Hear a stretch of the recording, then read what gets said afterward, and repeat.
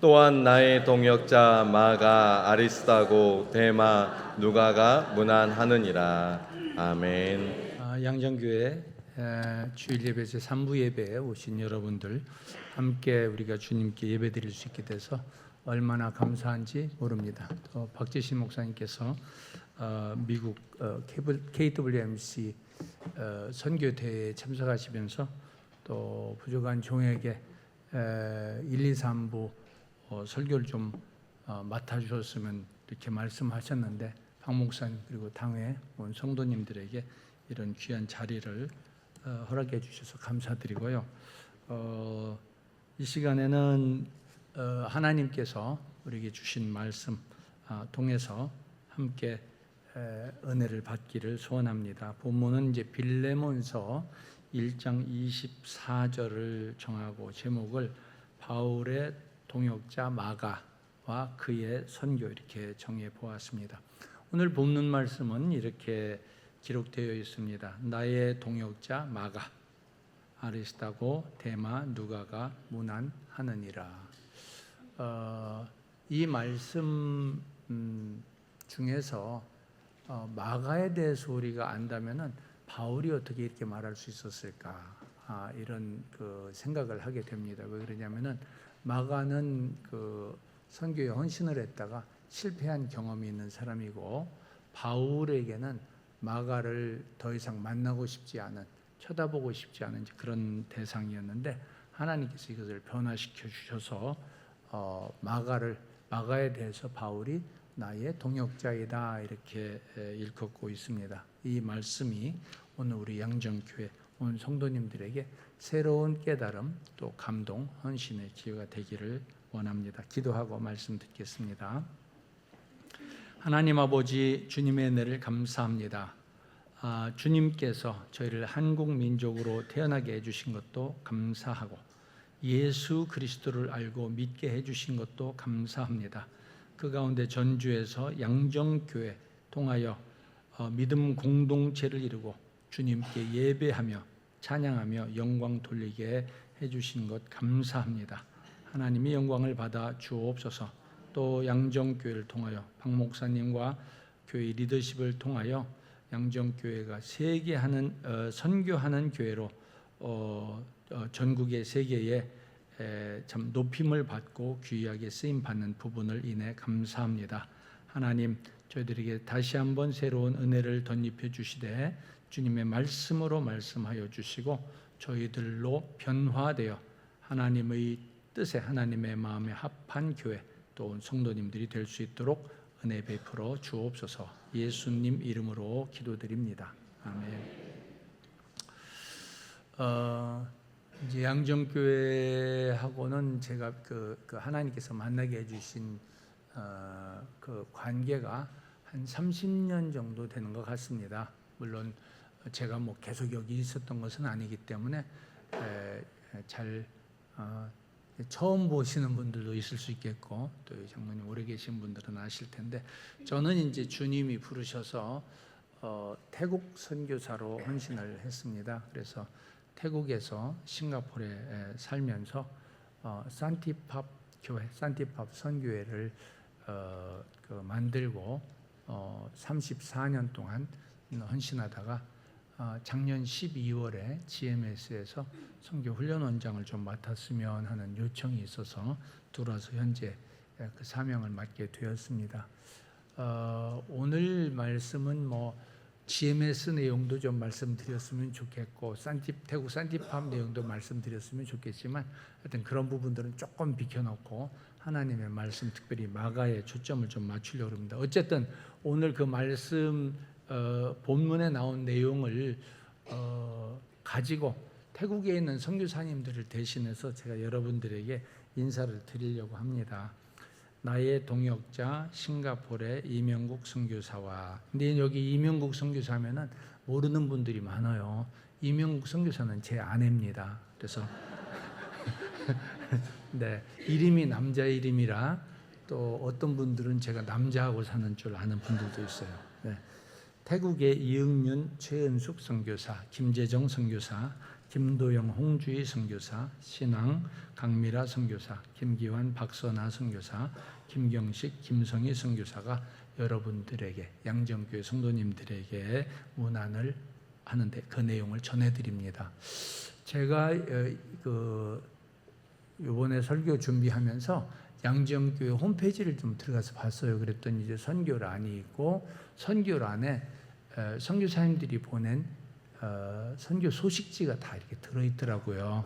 그래서 저도 그 내용들을 보면서 이분들이 신실하게 헌신하고 있구나. 그런데 또 양정교회에서는 그 내용들을 보시면서 또 기도도 하시고 후원도 하시고 또 선교의 이런 저런 모습으로 헌신하시는 줄로 압니다. 정말 감사하고 귀한 헌신을 계속 드리기를 바랍니다. 오늘 그 본문은 저는 이제 선교사로 헌신하고 저 자신이 예수 그리스도를 묵상하고 또 바울을 좀 본받기 위해서 쭉 살아왔던 것 같아요. 선교하면은 이제 바울을 중요하게 이야기하는데 오늘 그 초점은 바울이 아니고 마가인데 왜 마가가 중요한가? 마가가 선교를 했는가? 이제 이런 부분들을 생각해 보는 거죠.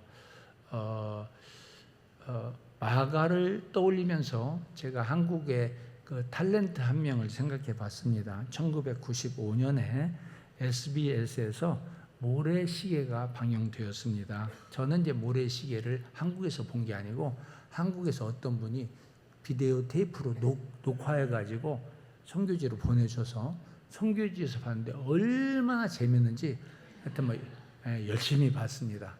근데 이제 모래시계가 이제 저하고 같은 시대의 어떤 이야기이기도 하고 드라마도 아주 잘 만들어서 감동적인데 그 내용을 다 말씀드리려고 하는 것은 아니고 거기에 조연을 맡았던 탤런트 배우 이정재라는 분에 대해서 좀 생각해 보려고 합니다.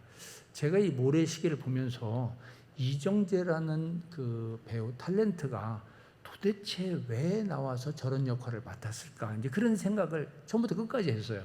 왜냐하면 이분이 얼굴은 괜찮게 생겼는데 그 드라마상에서는 말을 안 해요. 그냥 말 안 하고 가만히 이렇게 서 있고 검도를 했는데 검도로 자기 주인님을 지키는, 그래서 막 두들겨 맞으면서도 끝까지 의리를 지키는 이런 캐릭터로 나왔는데 저런 사람이 저렇게 연기해가지고 이게 좀 할 수 있을까? 그 당시에 제가 이제 그런 생각을 했었어요.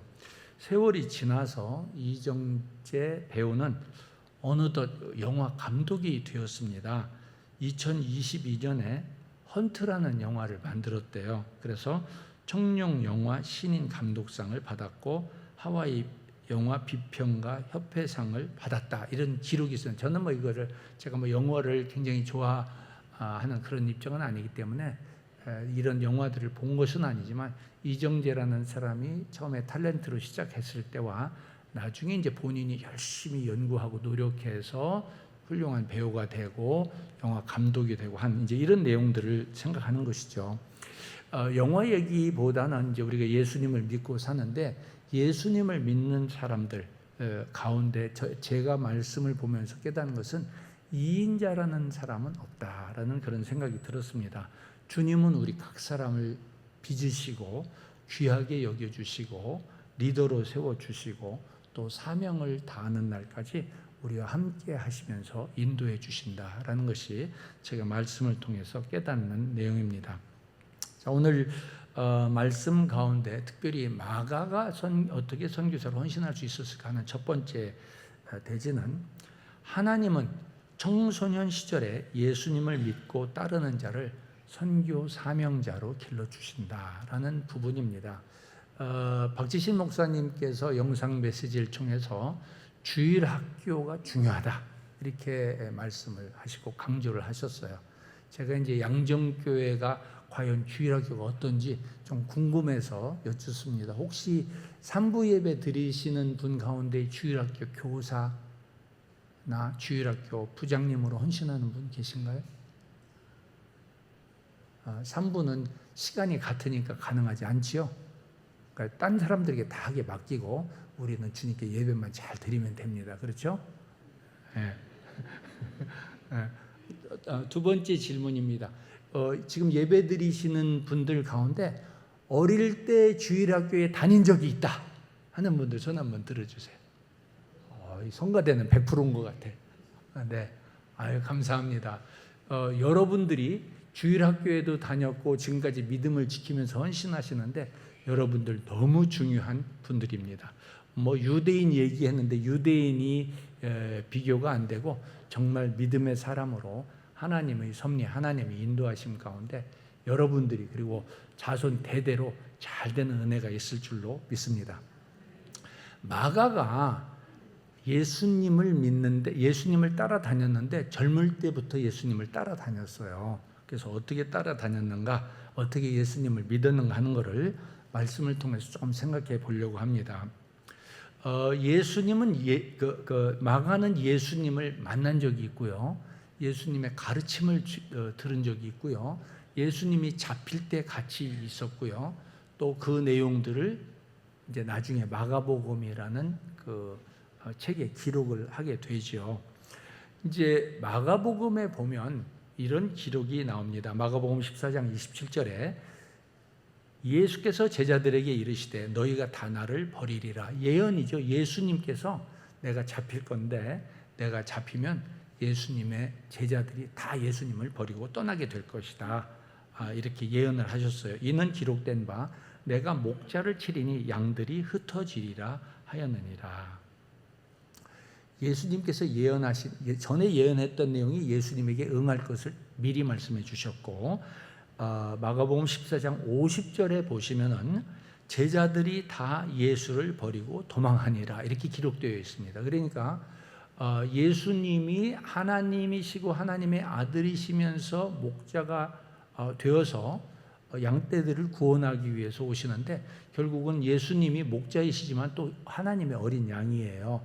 그래서 예수님이 십자가에 달려 돌아가시고 보배 피로 우리 죄를 씻어주시고 또 예수님이 부활하셔서 부활의 능력으로 우리에게 소망을 주시고 천국 약속을 주신 이 부분들이 다 우리에게 주신 약속인데 잡히는 그 순간에는 아무리 예수님을 사랑하고 따르려고 하던 제자도 다 예수님을 떠나버린 거예요.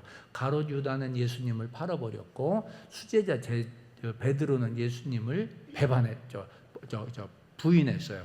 부인했는데 그 자리에 마가가 있었어요. 마가는 12제자 가운데 이름이 나온 사람은 아니지만 아마 나이가 어려서 거기 껴주질 않았던 것 같아요. 그러니까 쫓아다니면서 뒤에서 보고 예수님의 가르침을 듣고 이제 믿음이 생긴 거죠.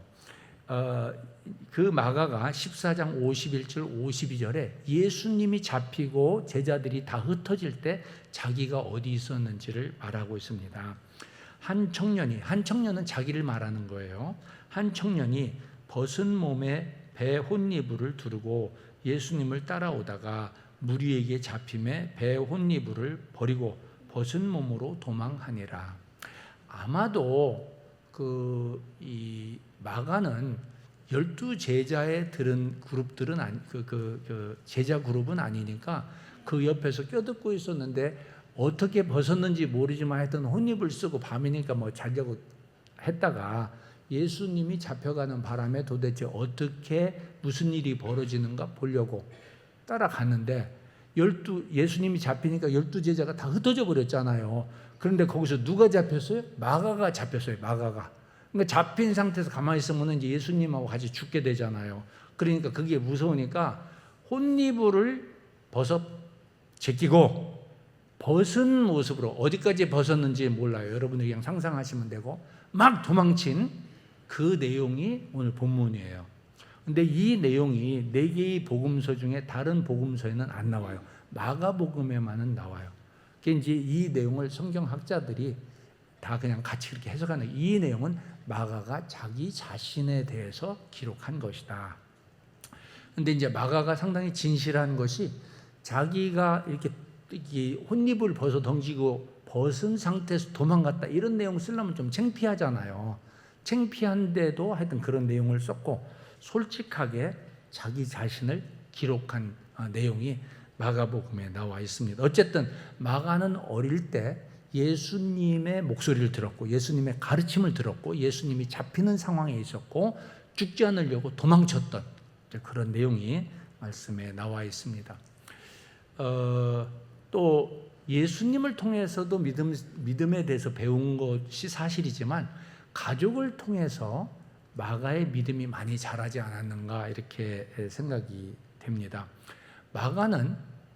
성경에 마가의 아버지 얘기는 별로 안 나와요. 그래서 성경학자들은 아마 아버지가 일찍 세상을 떠나지 않았는가 하고 어머니만 이제 살아 있는데 어머니 이름이 마리아예요. 성경에 마리아라는 이름이 여러 나오는데 마가 요한의 어머니 이름도 마리아입니다. 근데 좀 먹고 살았어요. 그래서 집이 예루살렘에 있는데 집에 방이 좀 큰 방이 있었어요. 그래서 예수님과 제자들이 갈릴리에서 예루살렘으로 이렇게 여행을 하시면은 이 마리아가 자기 집을 열고 예수님과 제자들을 모시고 좀 쉬기도 하고 식사 대접도 하고 했던 것 같아요. 성경에 보면 예수님이 마지막 유월절에 제자들과 성만찬을 하시는데 성만찬을 한 곳도 이 마가 요한의 어머니 집에서 한 걸로 생각이 되고요. 그 다음에 예수님이 이제 죽으셨고 부활하셨어요. 근데 제자들이 너무 무서워가지고 어떤 방에 들어가서 문을 잠그고 안에서 덜덜덜덜 떨고 있었어요. 근데 예수님이 거기 나타나셨거든요. 그 방도 마가 요한의 어머니 마리아의 집 방으로 생각이 되고요.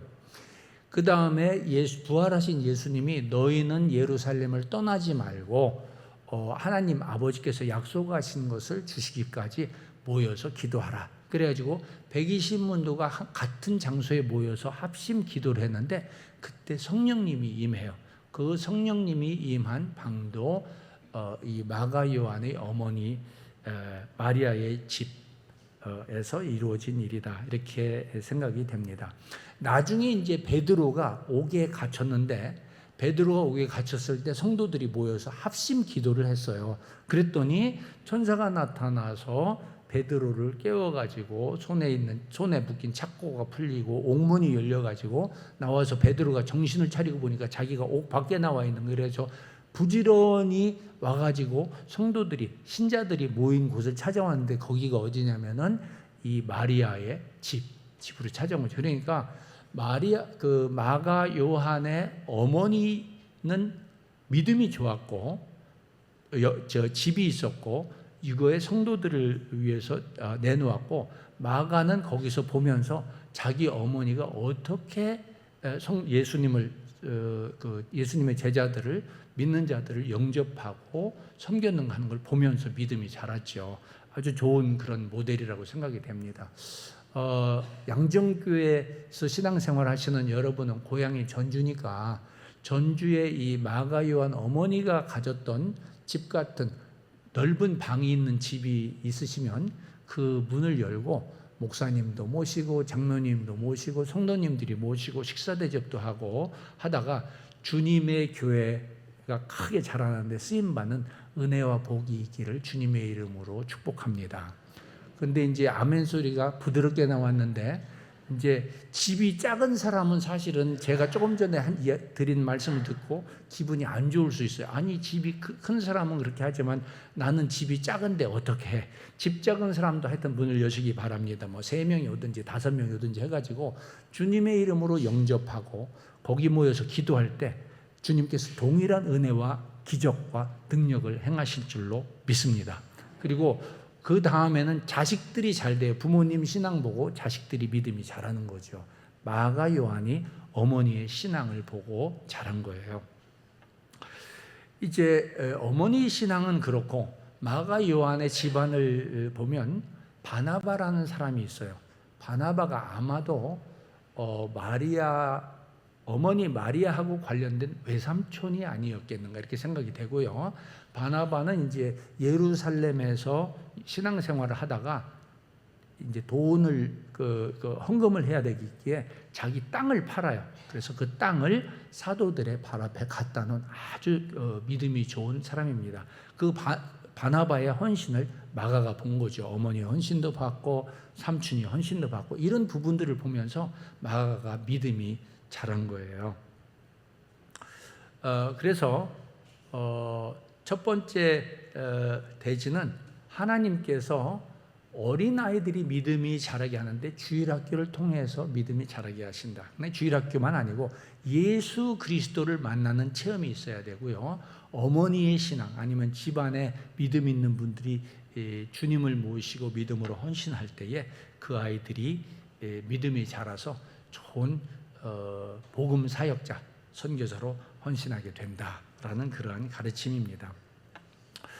두 번째는 하나님은 영적 리더를 따르는 자를 선교 헌신을 하도록 인도하신다라는 것입니다. 예수님을 만나는 것 너무 중요하고요. 그 다음에 부모님이나 집안에 예수님 믿는 분들이 어떻게 헌신하는가 이것도 이제 유익한데 좋은 영적 리더를 만나는 것이 중요합니다. 양정교회가 여기까지 오게 된 것은 하나님께서 박재신 목사님을 세워주시고 박 목사님이 엎드려서 기도하시고 복음을 외치면서 헌신하신 그 결과로 오늘날의 양정교회가 있고 양정교회 덕분에 GMS가 복을 받아가지고 전 세계에 또 선교 사명하는데 얼마나 힘을 탄력을 받고 헌신을 하고 있습니까? 마가의 경우는 선교 지도자 바나바를 만났습니다. 사실은 바나바가 집안의 삼촌이라고 그랬죠. 삼촌인데 그분이 보통 믿음이 좋은 사람이 아니었어요. 이제 그 바나바는 그 당시에 이제 그 예루살렘에서 활동하다가 성도들이 흩어져서 안디옥으로 갔고 안디옥에 교회가 세워졌는데 거기 지도자로 서게 되었습니다. 세월이 지나가면서 예루살렘에 흉년이 들었어요. 먹을 것이 없고 하니까 안디옥에 있는 성도들이 기도하다가 우리가 예루살렘을 좀 도와줘야 되지 않느냐 그래서 헌금을 했습니다. 그래서 안디옥에서 이렇게 받은 헌금을 가지고 예루살렘에 전달하는데 전달은 대표로 2명을 뽑았어요. 그 중에 한 사람이 바나바, 다른 한 사람이 사울입니다. 그래서 이 두 사람이 헌금을 들고 예루살렘을 방문해 물론 예루살렘 교회를 방문했겠죠. 그리고 헌금으로 예루살렘 교회와 예루살렘의 지역에 있는 참 흉년으로 어려움을 겪는 사람들에게 이렇게 나눠주고 돕는 그런 내용이 성경에 나옵니다. 그때 바나바가 이제 마가를 다시 만나게 돼 집안으로서 조카로서도 만나지만 주님의 뜻을 이루기 위해서 선교에 헌신하도록 부릅니다. 그 내용이 사도행전 12장 25절에 나옵니다. 바나바와 사울이 부조의 일을 마치고 마가라 하는 요한을 데리고 예루살렘에서 돌아오니라. 이제 마가를 데리고 예루살렘에서 떠나 안디옥으로 간 거죠. 제 생각에는 마가가 그 당시에 예루살렘에서 예루살렘 교회 LMTC를 수료한 것 같아요. 그래서 이제 선교에 대한 준비가 돼 있는데 뭐를 어떻게 해야 될지 모르니까 이제 바나바가 그때 막 선교에 대한 꿈을 꾸고 헌신하는데 얘를 좀 데려가면 좋겠다 그래가지고 이제 불러서 데려간 거죠. 그래서 이제 마가가 안디옥 교회에서 신앙생활을 하면서 얼마 동안 지냈는데 바로 이어서 안디옥 교회가 바나바와 사울을 선교사로 성령님의 부르심을 따라서 따로 선교사로 보냅니다. 성경에서는 이제 사도로 내보내는데 그때 마가가 따라갑니다. 사도행전 13장 4절 5절에 보시면 두 사람이 성령의 보내심을 받아 실루기에 내려가 거기서 배 타고 구브로에 가서 살람에 이르러 하나님의 말씀을 유대인의 여러 회당에서 전할세. 사실은 사도로 또 선교 사명을 가지고 떠나니까 뭐 지명이 여러 군데 나오는데 뭐 사이프러스 섬도 나오고 여기저기 다니면서 복음을 전하잖아요. 선교 사명을 감당해 보면 하여튼 뭐 여러 군데 돌아다녀야 되고 복음도 전해야 되고 해죠. 근데 그 마지막에 요한을 수종자로 두었더라라는 내용이에요. 요한. 여기서 요한은 마가 요한을 말합니다. 마가 요한이 이제 그 안디옥 교회에 가 있다가 이 바울과 바나바가 선교사로 헌신해 나가니까 이제 따라간 거예요. 이때는 뭐 그냥 단기 선교사 아니면 수습 선교사 뭐 이 정도로 해가지고 가서 이제 잔 일도 돕고 선교도 배우면서 헌신을 하려고 하죠. 그러나 제 생각에 마가의 마음에는 나도 멋진 선교사가 될 거야 이런 꿈이 있지 않았는가 이렇게 생각이 돼요. 그런데 마가는 선교사 헌신한다고 영적 리더를 따라갔다가 결정적으로 5점을 남기는데 그것이 뭐냐면 중도 탈락한 중간에 그냥 돌아와 버렸어요. 사도행전 13장 13절에 바울과 및 동행하는 사람들이 바보에서 배 타고 밤빌리아에 있는 버가에 이르니, 이제 계속해서 그 사역하려고 여행을 하고 있는데, 요한은 저희에게서 떠나 예루살렘으로 돌아가고 혼자 나 이제 갈래, 나 못 하겠어요. 그러고 그냥 가버렸어요. 그래가지고 마가 요한은 왜 그랬는지 성경은 말하지 않지만 하여튼 어려운 어떤 상황에 직면했고 자기는 더 이상 못한다고 돌아와 버렸고, 바나바와 그 사울, 바울은 지금 뭐야 이거 따라오다가 그냥 집에 가버리고 해가지고 마음이 불편했어요. 마가는 선교에 헌신했고 사실 그 자신이 꿈이 있었어요. 내가 주님 예수 그리스도의 증인이 돼서 열방과 민족에 복음을 좀 전해야 되겠다, 이런 꿈이 있었는데, 가다가 보니까 자기가 생각지 못한 어려운 일을 자기가 해결하기 어려운 어떤 상황에 처했겠죠. 그래서 꿈이고 뭐고 다 접고 나갑니다. 그리고 그냥 떠나서 예루살렘으로 돌아와 버린 거예요. 이제 요 구절에서 양정교회 성도님들에게 묻습니다. 혹시 청년 가운데 선교로 헌신을 했다가 그냥 이렇게 다 이루지 못하고 중간에 돌아온 분들이 혹시 있는지 모르겠어요. 그런 분들에게는 오늘 이 내용이 복음입니다. 또 선교에 헌신하고 선교사를 해볼까 생각을 했는데 한 해 두 해 세월을 남기다가 평생 선교 헌신을 못하고 그냥 가만히 열심히 예배 드리는 이제 그런 분들도 계실 수 있거든요. 이제 그런 분들도 이제 이 마가를 통해서 한번 생각을 해보는 거예요. 주님께서는 이 헌신은 했는데 그 꿈을 이루지 못한 분들을 다시 귀하게 여기시고 이렇게 부르시면서 사용하시는 이제 그런 내용들이 나옵니다. 저는 이제 선교사로 헌신해서 1990년에 태국을 들어갔어요. 그래서 이제 태국말 열심히 배우고, 그다음에 이제 92년에 방콕에 교회를 하나 개척했습니다. 방콕에 이제 산티팝 교회로 개척을 하고, 93년에는 이제 방콕에 있는 교인 가운데 한 사람이 자기 고향에 복음 전하고 교회 좀 세워달라고 그래가지고 이제 방콕에서 630km 떨어진 야소톤이라는 지역에 가서 이제 교회 전도하고 교회 개척을 해요. 그랬는데 그 지역은 시골이기도 하고 뭐 복음은 아예 거리가 멀고 전부 불교인들이고 교육의 혜택도 그렇게 막 초등학교만 있는 아주 그런 시골이었는데, 거기 가서 이제 복음을 전하고 예수 그리스도를 소개하고 예배를 가르치고 찬양을 같이 부르고 하다가 이 사람들이 예수님을 받아들이는데 이 불교인들의 한계점은 뭐냐면은 예수를 너무 쉽게 믿어요. 그 무슨 얘기냐면은 예수님을 믿는데 전에 믿던 귀신, 부처, 여러 가지 잡신들을 다 간직하고 같이 믿어요. 그래서 주일에는 와서 예배드리고 월요일부터 토요일까지는 중에게 시주하고 또 뭐 여러 가지 착한 일을 많이 해요. 그러니까 그런데 주님은 그거 받아들이기 곤란하거든요. 예수 그리스도를 믿을 때는 예수님은 나 외에는 다른 길이 없다고 딱 잘라서 말씀하셨거든요. 예수님만 믿어야 되거든요. 근데 이 불교인들은 여러 개를 다 모아놓고 예수님도 형편이 있을 때니까 못 도와줄 때는 다른 신도 필요하지 않을까 해가지고 이제 막 여러 신들을 다 두는 거예요. 그래서 제가 이제 예수를 믿은 태국 사람들에게 우리가 살아계신 하나님을 모시고 예배하는데 예배를 드릴 때 다른 우상을 섬기면서 예배 드리는 거 하나님이 너무 싫어하신다.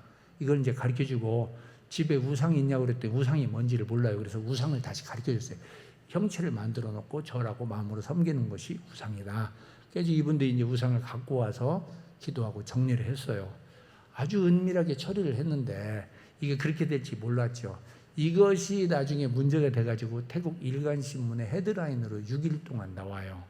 그래서 제가 이제 태국에서는 지옥의 종파 교주로 이제 알려져가지고 이제 태국에서 즉시 떠나야 되는 형편이 된 거예요. 그래서 93년 12월에 제가 이제 태국에서 떠납니다. 태국에서 4년 살다가 태국은 이제 더 들어갈 수 없는 입장이 된 거예요. 그때 GMS 태국에서 계시던 제 리더가 한국에다가 팩스를 보냈어요. 이 사람은 선교사 생명이 끝났습니다. 이렇게 해가지고 저도 생명이 끝난 줄 알았어요. 그런데 1994년부터 2024년까지 30년 동안 어떻게 하나님이 독수리 날개에다가 태워가지고 저를 데리고 다니시면서 복음을 전하고 동남아시아에서 선교 사역을 했는지는 주님이 아시고 저만 압니다. 하여튼 뭐 여러분들은 그렇게 그냥 아시고, 주님은 완전히 망한 것 같은 상황에 있는 복음 사역자를 버리시지 않고 다시 살리셔가지고 주의를 하시는 거예요. 제가 그래서 마가를 새롭게 묵상하는 겁니다. 근데 이제 그렇다고 조금 하다가 무책임하게 다 중도 탈락해버리면 골치 아프잖아요. 이 마가가 중간에 이제 돌아갔잖아요. 그 일로 인해 가지고 선교 지도자 2명이 대판 싸웁니다. 지도자가 누구예요? 바나바와 바울. 이제 바나바와 바울이 마가가 돌아갔으니까 에이 어린 녀석이 해가지고 그냥 제껴놨는데, 일기 사역을 다 마무리하고 이제 돌아와서 예루살렘 교회에서 보고를 했어요. 보고를 하고 이제 좀 쉬었다가 건강검진도 받고 우리 다시 나가야 되지 않느냐 하는데, 다시 나가려고 준비하는데 바나바가 바울에게 와가지고 이 마가가 지난번에 얘가 책임감도 없고 해가지고 그냥 가버렸는데 그래도 우리가 이번에 데려가야 되지 않겠느냐 이렇게 이야기를 하니까 바울이 펄쩍 뛰었어요. 마가 데려가면은 나 당신하고 안 간다고. 그렇게 무책임한 친구는 나는 다시는 보고 싶지 않다고 딱 잘라버린 거예요. 바울은 이제 선교사로서 선교 지도자로서 헌신을 했으면 끝까지 책임을 져야지, 무책임한 이런 사람들은 쓸모없는 인간이라고 낙인을 찍어버린 거예요. 원 스트라이크 아웃이야. 근데 바나바는 좀 입장이 달라가지고 사람이 그럴 수도 있는 거지, 실수도 할 수 있고 또 먼저 쓰면 또 일으키고 하면 또 더 기회를 주고 하는 것이지 꼭 그렇게 해야 할 필요가 있느냐 그랬는데, 바울이 그 내용을 듣다가 바나바의 마음을 헤아렸으면 좋았을 텐데 바울 생각에는 저 바나바 저것도 틀려먹었어. 지 조카 두둔하느라고 하나님의 일을 다 그르칠 아주 위험한 친구야. 같이 가면 안 되겠다 그래가지고 갈라서 버린 거야.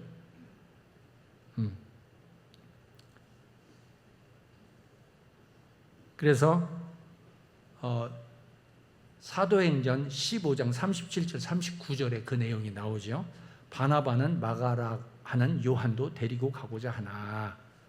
39절 바울이 반대하니까 서로 심히 다투어 피차 갈라서니, 아이고 바나바하고 바울 2명이 선교 지도자인데 대판 싸웠다는 거예요. 이게 젊은 친구들이 잘해야 돼. 젊은 친구들이 와가지고 뭐 선교 헌신도 제대로 하지도 못하고 문제 일으키고 선교 지도자들 쌈시키면 되겠어요? 곤란하죠. 그래가지고 바나바는 할 수 없이 마가를 데리고 구브루로 가고, 이제 바울은 신라를 데리고 소아시아로 갑니다. 이 선교 역사에 나오는 거죠. 이 구절을 바나바와 바울이 싸웠기 때문에 복음이 더 빨리 전파되었다 이렇게 해석하는 것은 저는 좀 불편합니다. 뭐 그렇게 결과가 나왔더라도 그건 맞지 않는 거죠. 왜 싸워요, 싸우기를.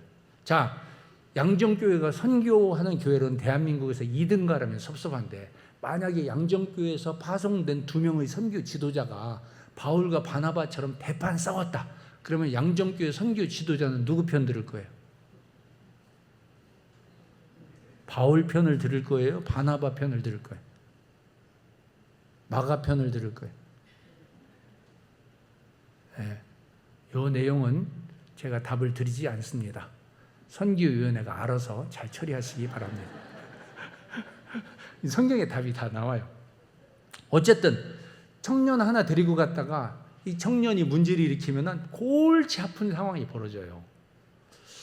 그러면 청년 선교는 하지 말아야 되는가? 그건 아니에요.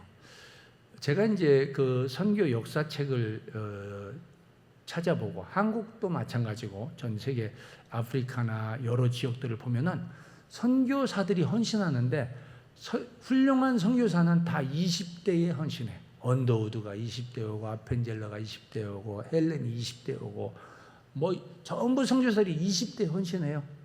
그래서 선교사는, 이거는 공식으로 만들어내, 선교사는 언제 헌신해야 된다? 예. 그래서 지금 20대 조금 넘은 분들은 내가 헌신은 하긴 하겠지만 조금 늦었구나. 이거를 자각하고 헌신하시면 돼요.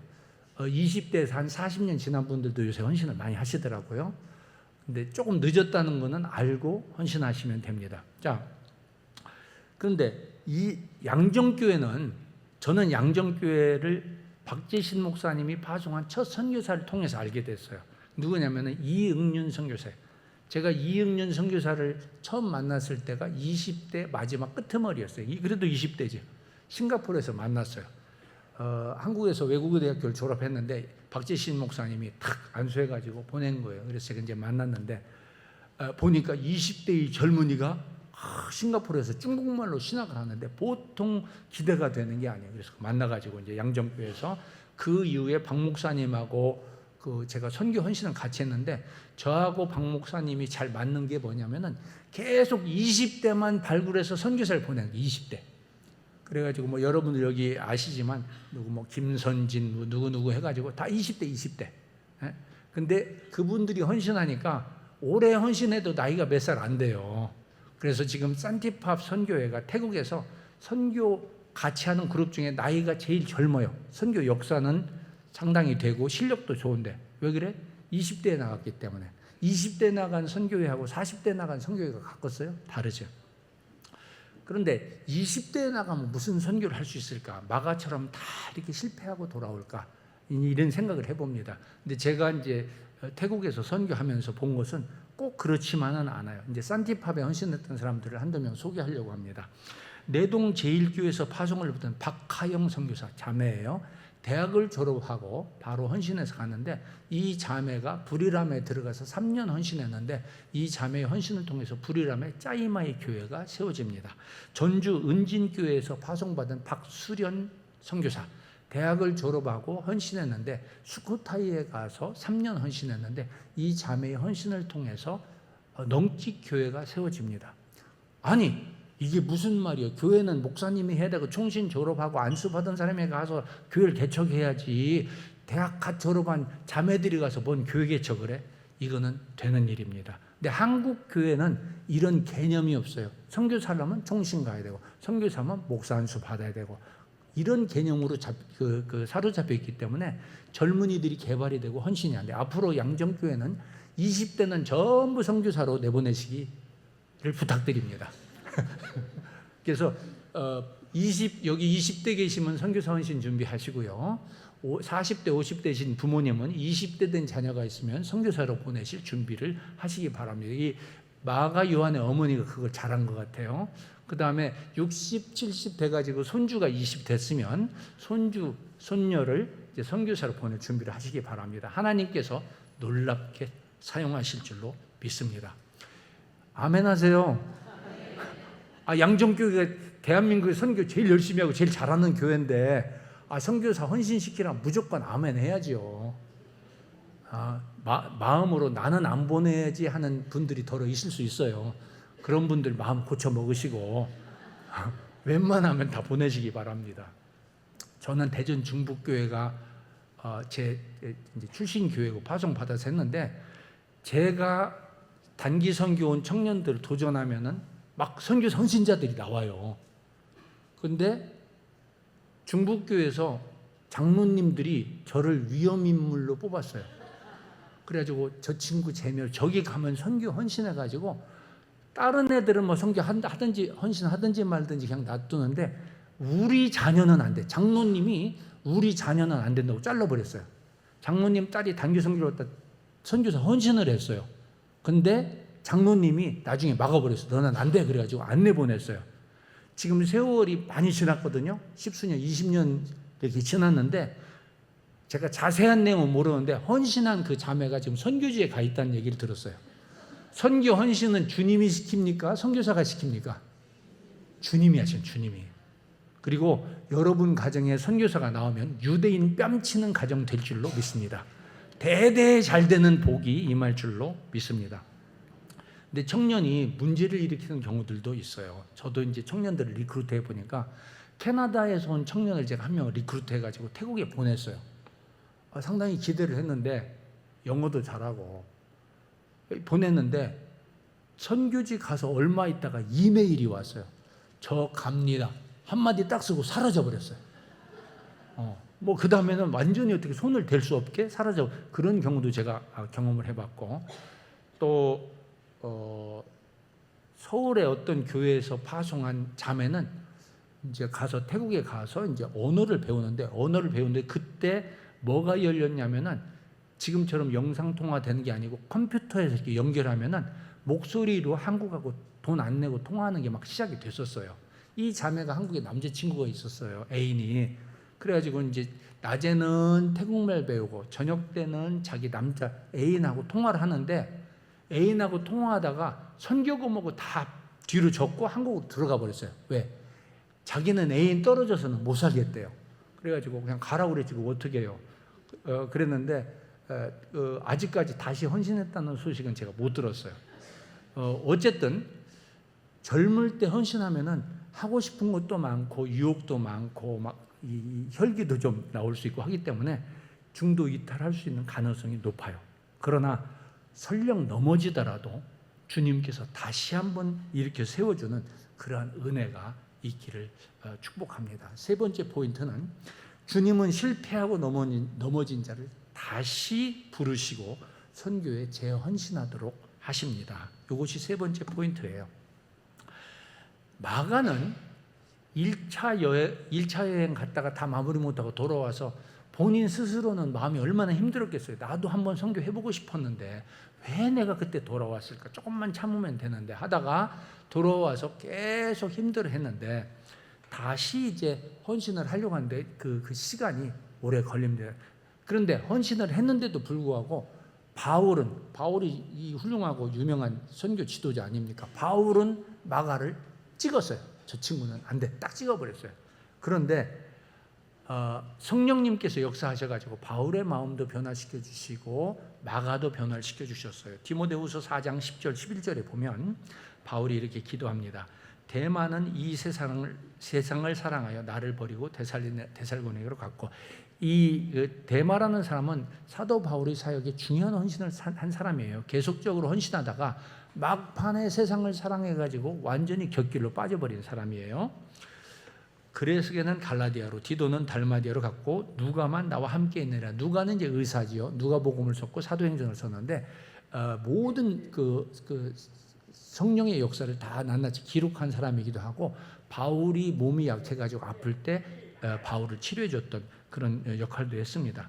근데 그 뒤에다가 바울이 이렇게 썼어요. 내가 올 때, 디모데야 네가 나한테 올 때 마가를 데리고 와라. 저가 나의 일에 유익하니라. 놀라운 일이죠. 완전히 제껴놓은 사람을 유익한 사람이다, 나에게 데려오라, 이렇게 말하고 있어요. 이 일이 어떻게 가능할까 제가 곰곰이 생각해 봤는데, 사도 바울과 같은 성격을 가진 사람이 이거 불가능합니다. 왜? 한번 찍으면 다시는 얼굴 보고 싶지 않거든.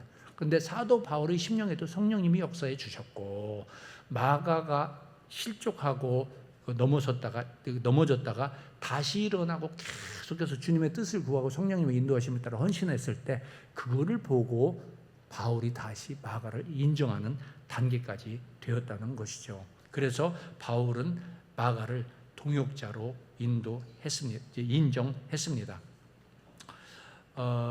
실패와 좌절을 경험했다고 우리 인생이 끝나는 것은 아닙니다. 주님은 실패한 자를, 넘어진 자를 찾아오시고 부르십니다. 손을 잡으시고 일으켜주십니다. 우리 양정교회 성도님 가운데 혹 지금 넘어져 있는 분이 계십니까? 청년 가운데 넘어진 분이 있습니까? 아니면은 사업을 하다가도 또 어떤 일을 막 추진하다가 넘어진 분이 있습니까? 주님이 여러분들을 찾아오십니다. 손을 잡아주십니다. 일으켜주십니다. 우리 인생은 마지막까지 가서 마지막까지 잘해야 돼요. 성경에 보면은 사람이 한 번 태어나고 마지막엔 심판이 있다고 그랬어요. 우리는 한 번, 두 번 넘어졌다고 그걸로 인생이 끝났다고 좌절하면 안 됩니다. 그 영혼을 사모하는 심령으로 깨어서 다시 한번 주님의 대위임령을 기억하고 헌신하는 결단이 있어야 될 줄로 믿습니다. 실패를 경험한 분이 있습니까? 일어나시기 바랍니다. 하나님의 영원하신 뜻에 자기 자신을 드리는 결단이 있어야 할 것입니다. 성령님은 실패와 좌절을 경험한 선교 헌신자를 놀랍게 회복시키고 사용하십니다. 오늘 본문이 그거죠. 빌레몬서 1장 24절에 나의 동역자 마가, 아리스다고, 데마, 누가가 문안하느니라. 이 네 명의 이름을 말하면서 첫 번째 마가 이름을 말해요. 그것은 그만큼 중요하다는 얘기가 있죠. 마가가 물론 헌신할 때, 바울이 헌신할 때 첫 번째 따라 나섰던 제자이기도 하지만 이만큼 자기 마음에 귀중하게 여기는 제자로 자리 잡게 되었던 것이죠. 바울이 마가를 동역자로 인정할 때 바나바의 마음은 어땠을까? 이 부분을 생각해 봅니다. 그리고 우리 주님께서 하시는 일을 생각해 봅니다. 로마서 8장 28절에 하나님을 사랑하는 자, 곧 그 뜻대로 부르심을 입은 자들에게는 모든 것이 합력하여 선을 이루는 것이다. 이것이 바로 바울과 마가 사이에서 이루어진 하나님의 역사가 아닌가 이렇게 생각이 됩니다.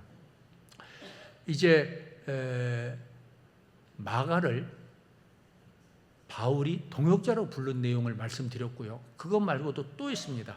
베드로는 마가를 믿음의 아들로 불렀습니다. 베드로전서 5장 13절에 보면 함께 택하심을 입은 바벨론에 있는 교회가 너희에게 문안하고 내 아들 마가도 그리하느니라. 바울이 베드로가 마가의 이름을 부르면서 내 아들 마가가 여러분들에게 문안한다. 이렇게 편지를 쓰고 있습니다.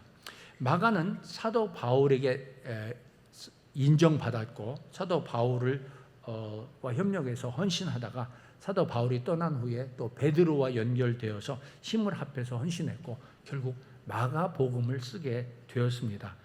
마가가 쓴 마가복음을 성경이 간직하고 있고요. 2000년이 지난 오늘도 우리가 마가복음을 읽고 예수님을 알게 되고 예수님을 믿게 되는 거예요. 하나님께서는 이처럼 마가를 놀랍게 사용하여 주신 줄로 믿습니다.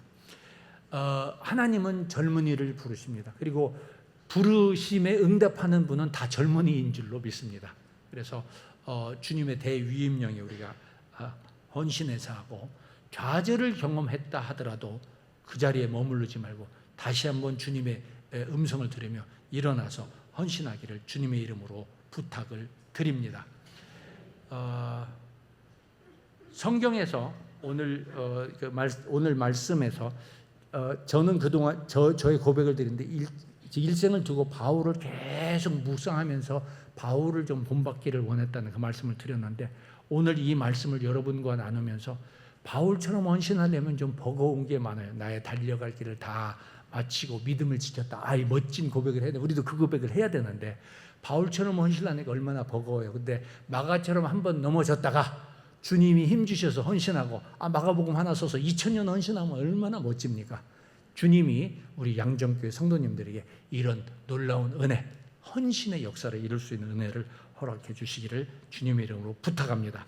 비록 실패와 좌절을 경험했어도 제2인자가 아닌, 버림받은 자가 아닌, 남겨지고 제껴진 자가 아닌 정말 하나님의 손에 붙들린 하나님의 복음 사역자로 여러분들이 쓰임 받으시기를 주님의 이름으로 축복합니다. 함께 기도하시겠습니다. 하나님 아버지, 주님의 은혜를 감사합니다. 오늘 말씀을 통해서 하나님께서 마가를 향하신 계획, 예수님을 만나고 예수님의 가르침을 받고 믿게 되었고 믿음의 가정에서 자라 부모님과 가족들의 헌신을 통해서 배우며 자랐습니다. 이 말씀을 묵상하며 양정교회의 주일학교와 젊은 세대들이 부모님 세대, 교사들이 헌신을 통해 믿음이 자라나도록 주여 은혜를 베풀어 주시옵소서. 주님, 마가가 젊을 때 바나바와 사울을 따라가면서 선교에 헌신하였는데 중간에 이탈하는 그런 과오를 범했습니다. 하나님, 바울에게는 바울과 바나바에게는 너무 실망이었고 또 마가 자신도 자신을 잘 이해하지 못하면서 안타까워했는데 주님께서 저를 다시 부르시고 귀한 선교의 사명을 맡겨주신 것 감사합니다.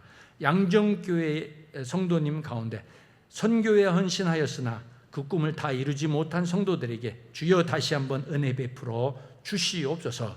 주님, 헌신하였다가 다 이루지 못하고 좌절한 성도들에게 은혜 베풀어 주시고 다시 한번 일어날 수 있도록 역사해 주시옵소서.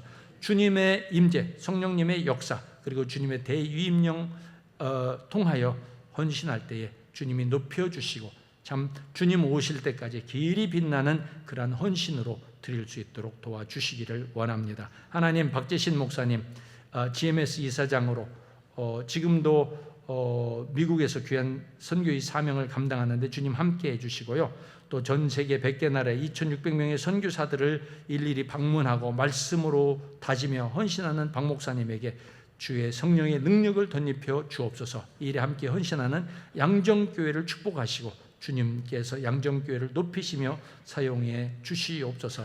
양정교회 성도님들이 복의 근원 되게 하시고 선교적인 사명을 잘 감당케 하시고 양정교회에서 선교의 사명을 받은 청년들이 계속해서 일어날 수 있도록 역사해 주옵소서. 선교에 헌신하다가 좌절한 경험이 있는 성도들 일어나게 하시고 주님, 다시 한번 바울에게 인정받았던 마가처럼 주님께서 인정하시는 사역자들이 되게 도와 주옵소서.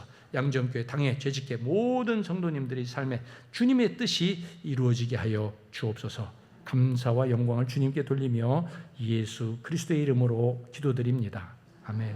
지금은 우리 구주 예수 그리스도의 은혜와 하나님 아버지의 사랑하심과 성령님의 교통하시며 위로하시며 다시 한번 불러주시는 회복의 역사가 오늘 말씀을 듣고 젊음을 들이며 헌신을 다짐하는 성도들과 그리고 쓰러진 자리에서 다시 한번 주님을 바라보며 새롭게 일어나는 믿음에 결단하는 모든 성도들의 머리 위에 가정에 그리고 일터와 활동하는 영역에 기도로 주님의 나라 주님의 뜻을 구하는 모든 영역 위에 이제로부터 항상 함께 계실지어다. 아멘.